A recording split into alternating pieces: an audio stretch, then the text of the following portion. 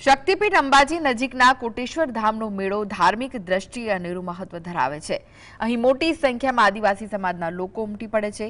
તેઓ અવસાન પામેલા પોતાના સ્વજનોના મોક્ષ માટે અહીં એકઠા થાય છે અને પરંપરા હજારો વર્ષોથી જીવંત છે।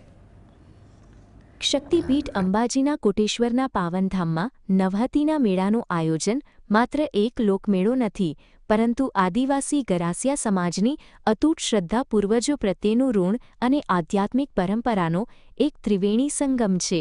સરસ્વતી નદીના તટ પર ભરાતો આ મેળો એક વિશિષ્ટ ધાર્મિક મહાત્મ્ય ધરાવે છે। અહીં મોટી સંખ્યામાં આદિવાસી સમાજના લોકો ઉમટી પડે છે। તેઓ અવસાન પામેલા પોતાના સ્વજનોના મોક્ષ માટે અહીં એકઠા થાય છે। આ પરંપરા હજારો વર્ષોથી જીવંત છે। વર્ષની અંદર જે નવહતીનો મેળો જે કોટેશ્વર મુકામે ભરાય એ મેળો આજે ભરાયો।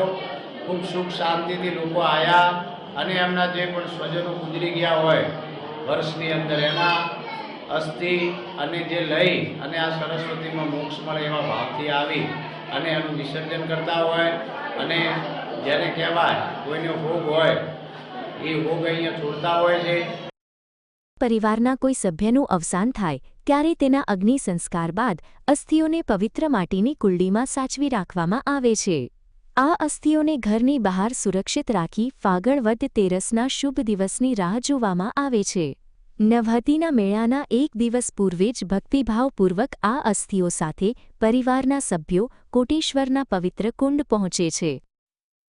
આદિવાસી વિસ્તારમાં જે સ્વજનો જે વર્ષ દરમિયાન ગુમાયેલા હોય જે લોકોનો અસ્થિ લઈને આ લોકો અહીંયા મહાદેવના કુંડમાં અહીંયા આવતા હોય છે અને ત્યાં અંદર નાહી ધોઈ અને એની પૂર્ણાહુતિ કરે છે। અત્યારે જે આપણે જે અંબાજી આજુબાજુ રાજસ્થાન, અમીરગઢ, હળવદ તાલુકાના જે દરેક આદિવાસીજનો જે અસ્થિ વિસર્જન માટે અહીંયા કોટેશ્વર નવહતી મેળામાં પધારતા હોય।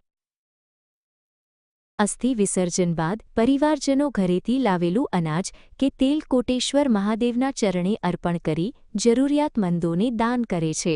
આ પરંપરા એ દર્શાવે છે કે મૃત્યુ એ અંત નથી, પરંતુ આત્માની એક યાત્રા છે જેને શ્રદ્ધા અને પુણ્યકર્મ દ્વારા મંગલમય બનાવી શકાય છે। દેવેન્દ્ર પ્રજાપતિ, GSTV, અંબાજી।